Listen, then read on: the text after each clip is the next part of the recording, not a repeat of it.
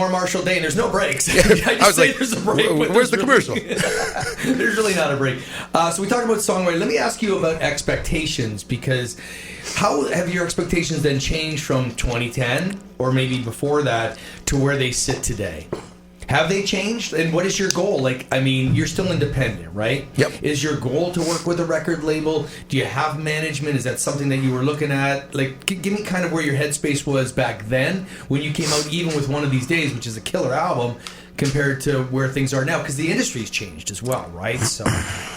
So when I put out Running Stop Signs, I was really intent on, I thought I might get a record deal.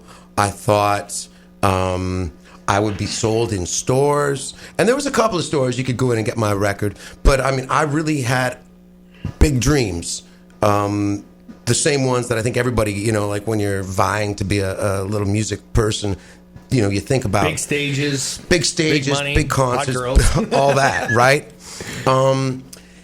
And yet I found myself chasing the proverbial carrots. I wanted those things, but circumstances weren't like that for me. It really just wasn't. And I had to kind of face that reality. And by that, I just mean I hadn't come from a background of support in music. Right. Okay, makes sense. I had come from the homeless street version of music, you know, kind of like how I look now. And I'm finally catching up. That was my first comment, by the way, when I saw him today. I go, wow. I said to people at the radio station, he's not homeless. He's here to do an interview. Right. Like, this guy's not just coming in to beg for change, although if you have change, I'll take it. So, like, I came from that really wishing for the stars, you know, out of this molehill. Yeah. And although you have to have that passion and that pursuit, and you got to put that dangle in front of your face. You have to be realistic too. You got to be realistic, and then all of a sudden, I had that record out and decided, okay, I need to figure out how to get a new record together. And there was still no publishing deal. There was still no record deal. There was no manager. Even Brian Allen, people were like, hey, how come you don't manage Marshall? And he's like, I'm not a manager. Marshall needs a real manager. But a real manager never came along. Right. So I then had to figure out, well, I can't just sit here and wait for it to happen. I got to do something else. So you do something else. You go back to Nashville. You write a few more 50, 60 songs. You figure out how to finance some more recordings. Then all of a sudden, I had the guy from, you remember the Cranberries? Absolutely, The Cranberries manager was driving around Port Credit, saw me at that Rock and Dock show one night, and he then approached me and said, hey, listen, man, it looks like you could use some help. And I'm like, you have no idea. So he jumped on board to help put together One of These Days album. But again, that only kind of ended up going so far because they weren't really in a position to take a country artist from their rock experience and push me into the industry. It was a great dream and an idea, and I thought, hey man, I'm working with the Cranberries. But it didn't end up going further than the actual album. So I had to face that reality of, well, who am I if I just can't get anybody to kind of jump on the running of this ship? Fortunately, what happens is the industry starts to change, and independence becomes an opportunity now. Facebook Live. It's the norm to be an independent now. It's kind of, it actually is the place where a guy like me that says, you know what, I'll kick the dirt up from wherever I'm at, whether it's given to me or it's not. That works well for a guy like me. I can go online as frequently as I need to push and promote to my fan base. I can build it on my own. Mm-hmm. One thing for a guy like me that was frustrating was waiting, hoping that somebody else was going to do it for me. Right. And I mean, I never expected anybody else to pick me up and take me by the hand, but I always thought that it would be kind of like Someone walk in one day and say, you know what, I got you. And Like, we're going to do this now. Yeah, like I've talked to Tim Hicks and I, we've had conversations about what it was like for him getting signed. And I remember when I was getting involved in my little deals, and I was asking Tim, like, is it as glorious as this? And he's like, yeah, it is. And I'm like, oh, I want that. Yeah. But then I also recognized we're in two different positions. So what do? You sink or swim, or do you, and the thing is, if it's in you, it's in you. So let me ask you this, and because I like Tim. Tim's a great artist. He's got some great songs, and so do you. What makes him different, do you think, to be able to get that record deal? And I just kind of look at you and listen to you, and I go, so if I'm his label, I'm like, well, this guy is just as good as this guy. Well, I mean, why don't we just bring Marshall on board? Is there an answer to that? Is it just timing? Is it connections? Is it what is it?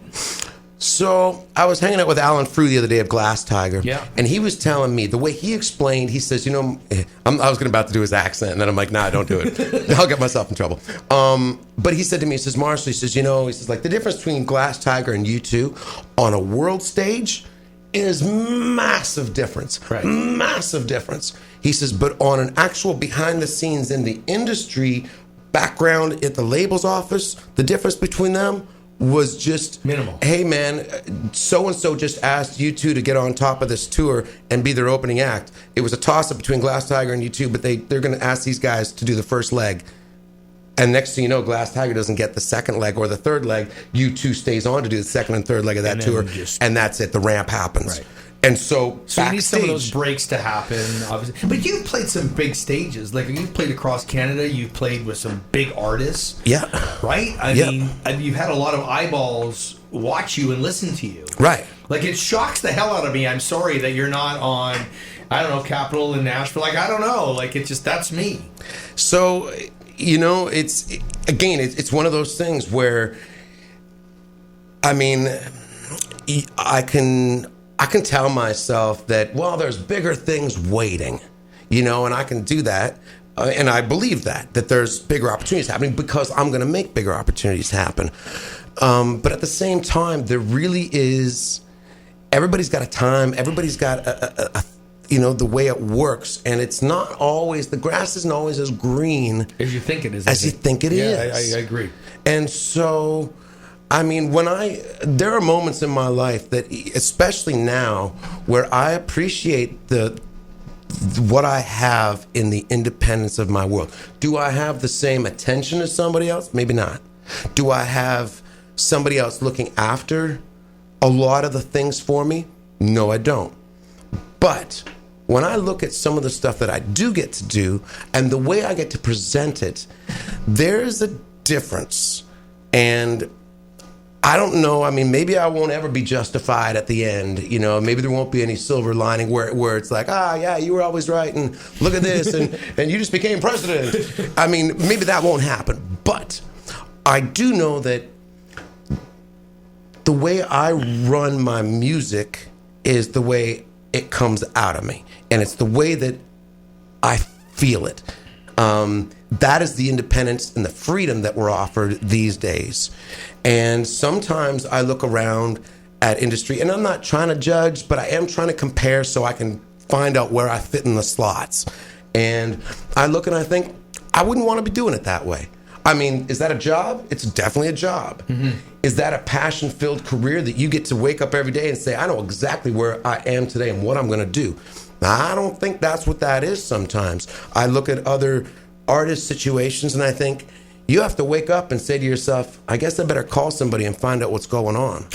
Right, yes, exactly. I guess I have to wait for a phone call to see what's happening next with my thing. Yeah. Where am I going tomorrow? What am I doing? Right, and I mean, like, you might know, but it's not up to you. And part of me, maybe there's just a part of me that emotes to maybe major management or labels that says, you know what, that guy's too independent. I'm sure that there's just something about me that is like, we can't control that horse. Yeah. That horse is its own kind of wild thing, and if he does his own thing, great. But for us to go in there and kind of mold things. And there's industry guys that know exactly how it rolls. They know exactly how to mold things. What you're saying, do you think you're too old for that? Meaning, like, I don't mean too old to be a star on a global level, but what I mean is that you're too old for, like, you've had too much experience for them to say, we're gonna mold you. It's easy to mold a 19-year-old kid and say, you're gonna go and follow this path. But you've been doing this a long time independently. You think they ever look and say, you know what? This guy's been doing it a long time, and he knows what he's doing, and I don't think we're going to be able to direct him. So I think it's always been that way. Even when I was younger, I think that the same thing inside me was, I mean, it's not that I don't play well with others. You know, it's not that I don't take direction. I do. But I'm a hands-on kind of guy. And it's kind of difficult, like when somebody says, cut your hair, I'm like, I don't know about that. I don't even know if I'm going to wash my hair. I don't even know if I'm going to wash it. I just might let the knots grow. That's right. And you know, so that kind of personality, I come from, you know, I left the church. I left that whole lifestyle. That comes with a certain kind of chutzpah. Yeah, yeah. You know, a little je ne sais quoi. That if you know, if I was running a record company, I would wait until a guy like me looked like he had carved out his own little space and then say, let's bring that guy on because he's got his own space and we can just add him into the machine. Yeah. You know, as opposed to, what do we need right now in Canada? Well, we need a rocker that's kind of doing country music, that's kind of doing this and looks like that. See, to me, what surprised me is that record labels today want people, in my mind, like you. People that have a following, that know songwriting, that have toured on some decent-sized tours. They don't want to babysit anybody, and nobody has to babysit you. Like, so that's why I'm surprised that nobody jumps on that and says, you know what, this guy is independent as it is. We put our money, our power, our name behind it. We put Marshall on tour, opening up the Canadian shows for Carrie Underwood when she's here, like now. And guess what? And that's what surprises me a little bit, because I know you're saying they look at it from, you might be hard to kind of like maintain, but you also have a lot to offer, I would believe. That's my opinion. So, I mean, I would agree that that's what I'm trying to build is my Scott own Rochelle, thing. get your shit together. Come on now. You know, like trying to build my own thing so that it is viewed like that, where they look and say, you know what, that guy already built the car. We don't have to ask him and wait around and see what kind of car works for him. He's built a car. Let's just invest in the car. Which is like, I mean, you never heard of Chris Stapleton until all of a sudden, boom, Chris Stapleton. He's been a songwriter forever in Nashville. Right. So all of a sudden, when it was the right timing, he already had the collection of songs. He had the look. He already played in some clubs in Nashville. He already knew all the people. We're going to put him out here. It was easy. So, and I think probably when I look at my future, I think that's probably how my role is going to play out. That I'm going to build the ship. It's going to start rolling already. And then someone will come along and say, you know what, little Stompin' Tom, let's pick you up. And you're gonna look like Willie Nelson by then. Yeah, right, exactly. I'll be old and gray, but they'll be like, hey man, now we're into you. You got some more time, we'll be right back. Is that cool? For sure, man. More with Marshall Dane right here, Industry 45. This is Giant TV.